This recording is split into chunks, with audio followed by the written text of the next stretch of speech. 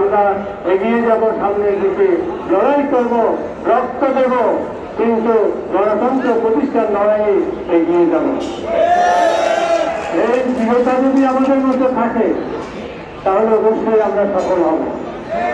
আর দৃঢ়তা না থাকলে যদি আমরা কথার কথা বলি, আলোচনার কথা বলি, তাহলে আমরা